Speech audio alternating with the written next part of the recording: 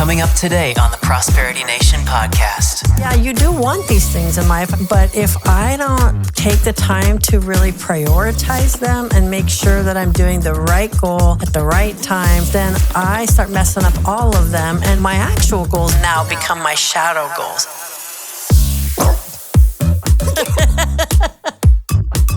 Welcome to the Prosperity Nation podcast. I'm Angie. And I'm Elise. And we're so glad you're here with us today. We have an exciting episode today talking about shadow goals. What are those? I'm not going to tell you yet. More to come. Before we jump into it, Elise, I always love to ask you, did you find any money this week? Did I? Yeah, I did. Not too much. Maybe a little over $1,000 for a client. Yeah. Jeez, $1,000. Hey, that'll take us out to a nice dinner downtown or something. Oh, exactly, yeah. Or them when they get the refund check. Yeah, I know. I mean, $1,000 is nice to have some fun money in your pocket. Yeah, I know often it's nothing for you because you usually find tens or hundreds of thousands of dollars. But hey, every dollar found matters, right? Yeah, I mean, it adds up, and that's kind of my thing. A lot of people are like, it's only $10, $20, whatever. I'm like, yeah, but that times 10 times 20, it's a lot. Yeah. So, the little things add up. So I know. I'm not ashamed of it. No kidding. And I want you to tell us how you did it, but I also want to add that this particular person that you found it for is somebody we've already found money for, right? Oh, yeah. Like almost $100,000. Yeah. So this is just another way we found money. Yeah. So this particular client had local, city tax, I guess, for their business, and they had to do the filing. And I don't know why I was looking, but I just decided I needed to, and they typed in a few numbers wrong. Hold on a second. No.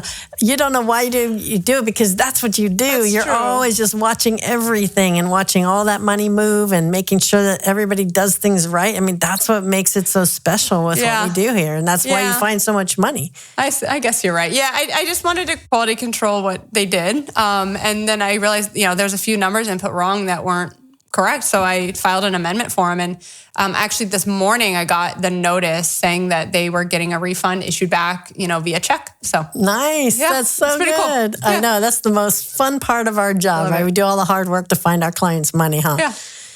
That's great. And I know we're well over 15 million, in the last 18 months of what we found. And that is always fun for us to talk about. But I tell you, that actually leads into our topic, our shadow goals. And believe it or not, that all that 15 million or more that we find, why do we care about that? Because we want it going into your goals, not to the IRS or to an ex-spouse or wherever it goes, it leaks out. We want it to fund your goals.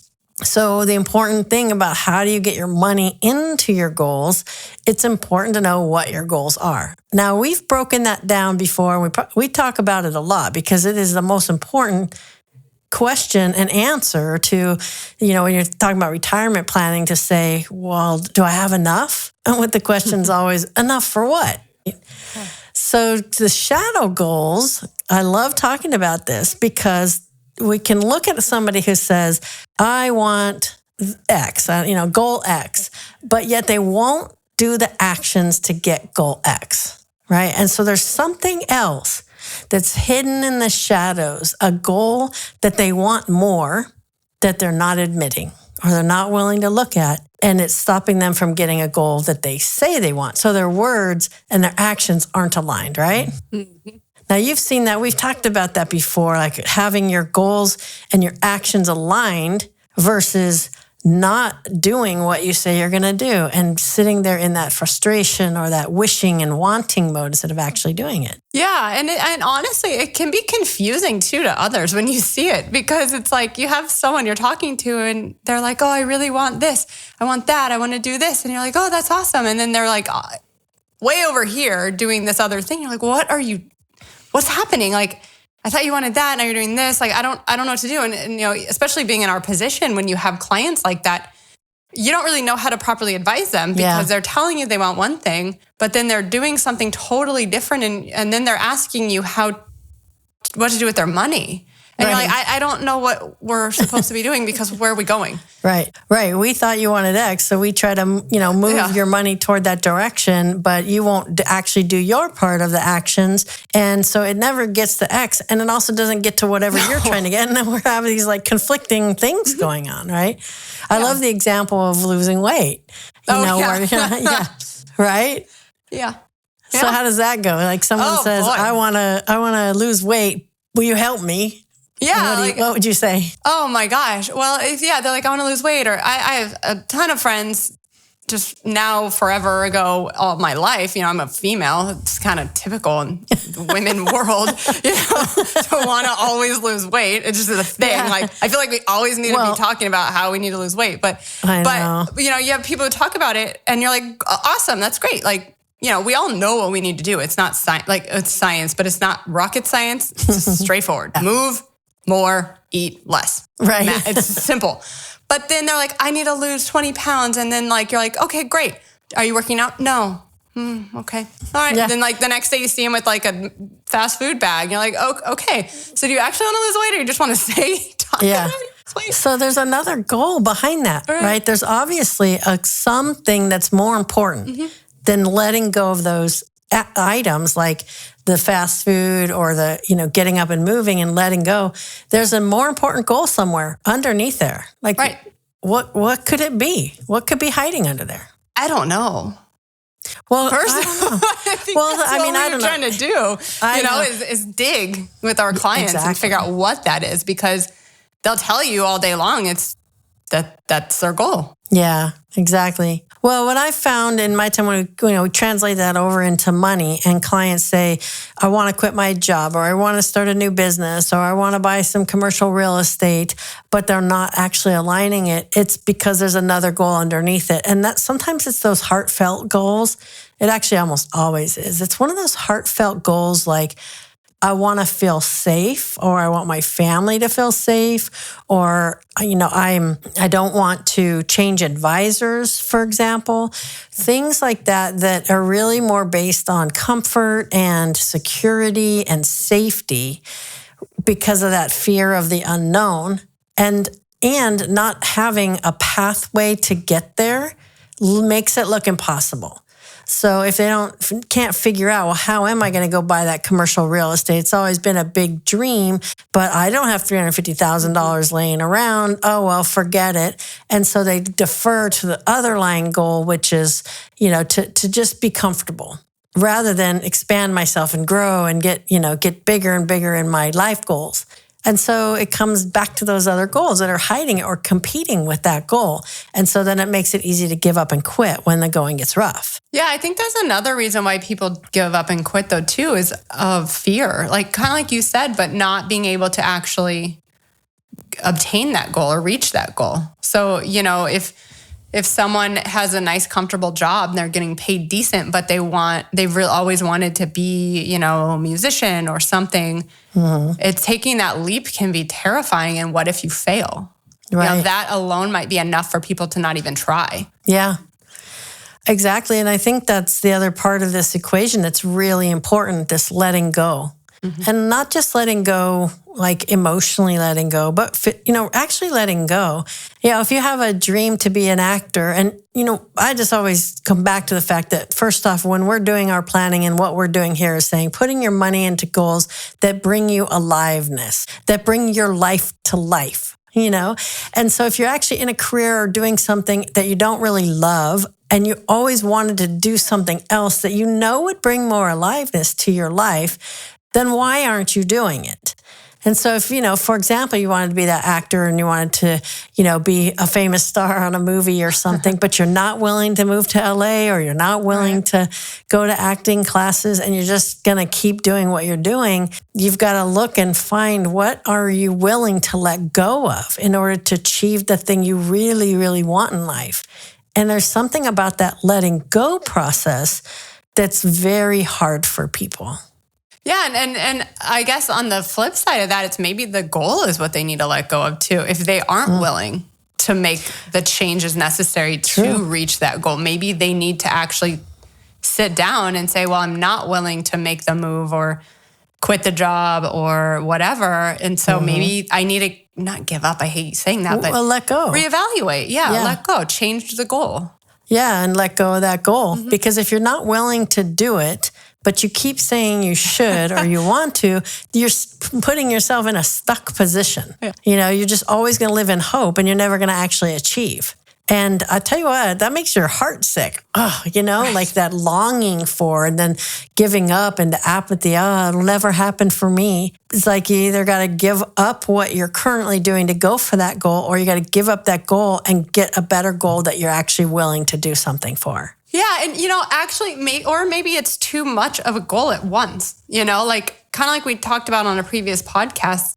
It was like, maybe let's set mini goals. Like, maybe someone lives in the Midwest and they want to be an actor and they need to move to LA or like New York. Okay, so maybe instead of like quit the job, move to New York and do all of it at once, let's just take one at a time. Like, let's first, I don't know, find a job in LA that we could at least have the security of a job. Then we can move. Then while we're living and working in LA, now we can start our actors. So maybe it's just too much at once for some people. I get that, and I forget it all the time because I have a lot of practice at this. I am willing to just let go and jump. Let go and jump. Not everyone's like that, I know. I'll tell you. But you know what? I think it's practice. I have many years of practice of letting go. And to me, to be able to just get rid of everything in the house and pack up a suitcase and travel for 2 years, whatever, it doesn't bother me at all.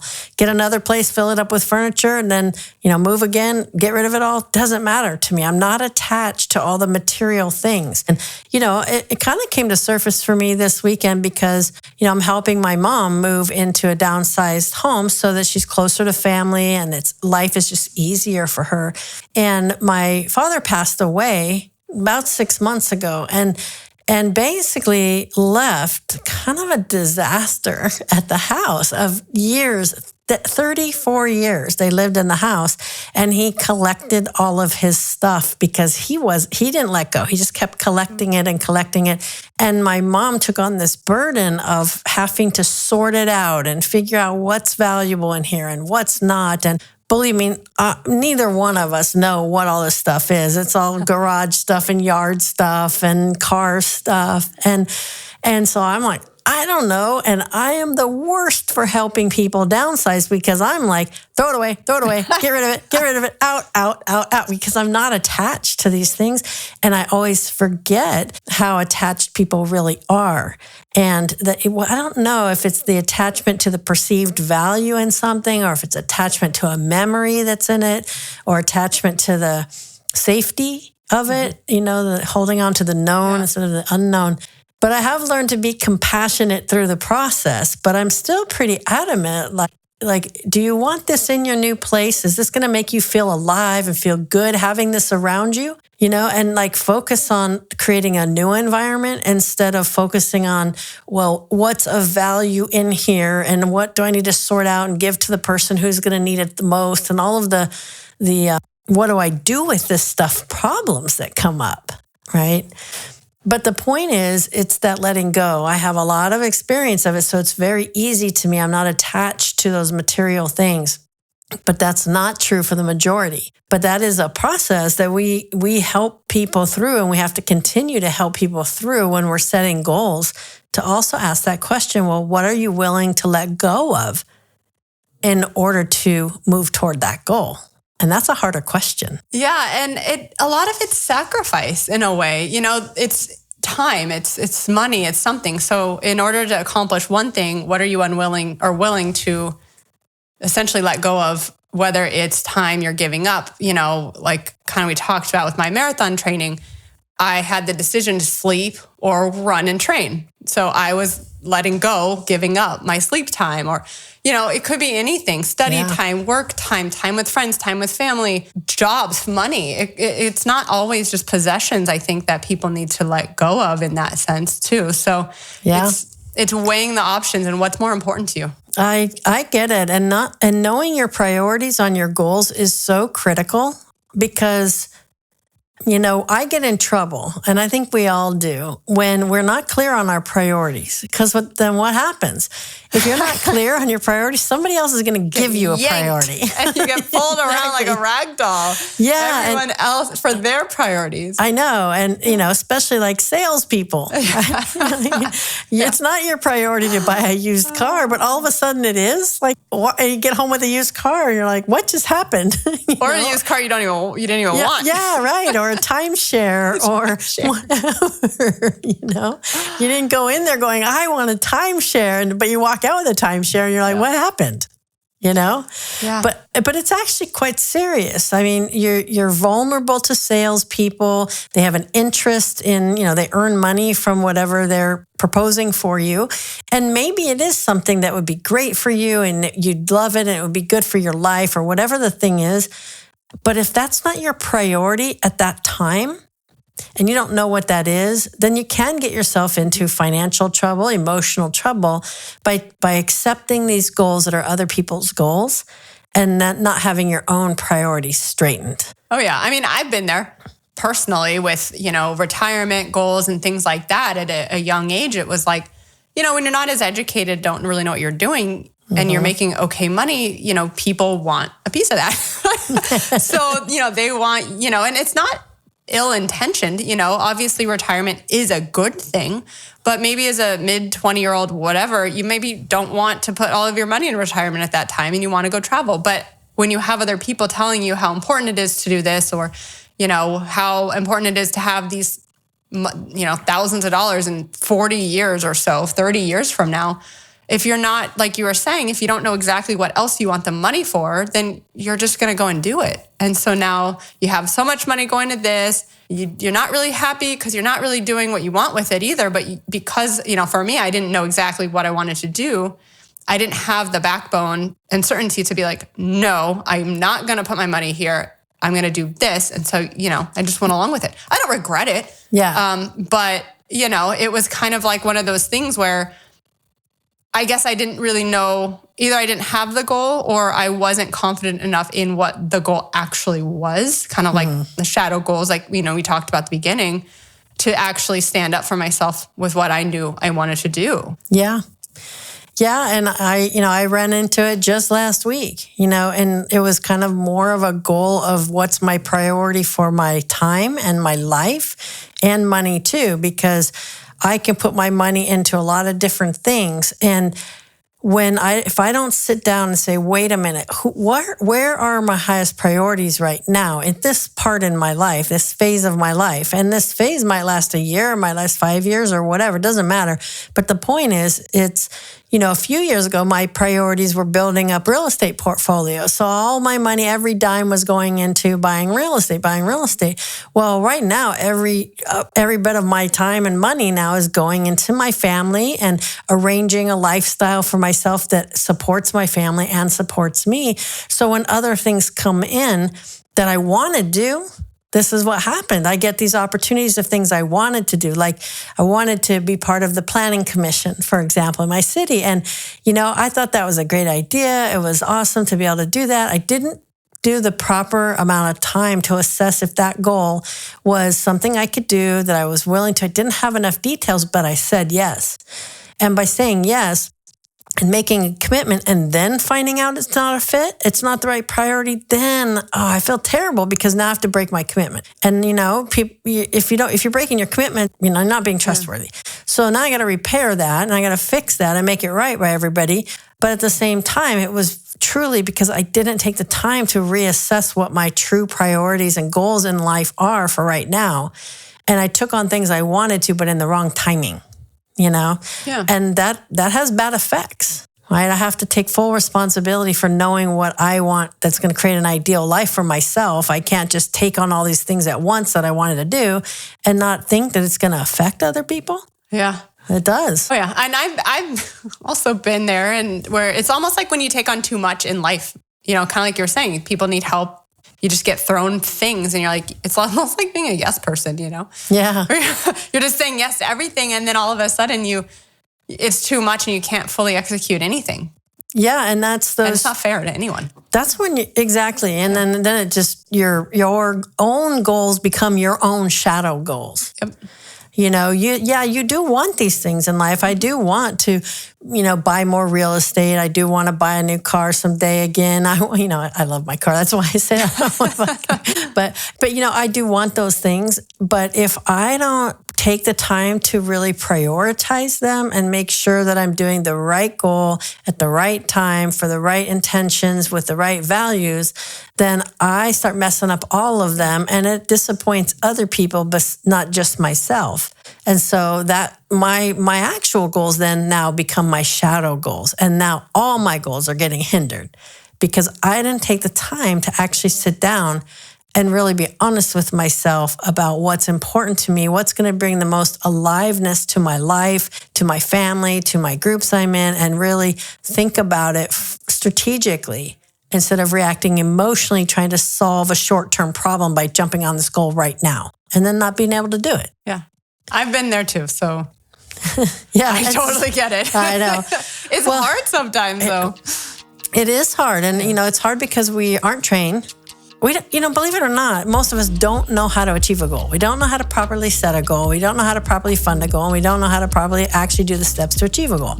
That's why we're doing what we do. Because if you know those three things, then you can create your own prosperity. But if you don't pay attention to that, you're not creating prosperity. And I am not creating prosperity in my life, which is flourishing personally and financially, if I am becoming an untrustworthy person because I'm not paying attention to my life. You know, that doesn't make me flourish. So I've got to honestly step back and take responsibility for that. Exactly. So with that, we want to hear your stories. We want to hear from you. Like, what are some of the challenges that you have with shadow goals? Why aren't you achieving in life the things you say you want? You say you want it, but you're not doing it. Like, fess up. Exactly. Well, if you have any stories to share, as always, it's stories@prosperitynation.com. You can also like and subscribe our podcast and follow us on social media. And we can't wait to hear from you. We'll see you next time. See ya. Bye for now. Bye. Thanks for joining us today. Follow us on social media for the latest episodes, updates, and more. Like and subscribe to videos from us on YouTube and find out more at prosperitynation.com. That's it for now. We'll see you next time on the Prosperity Nation podcast.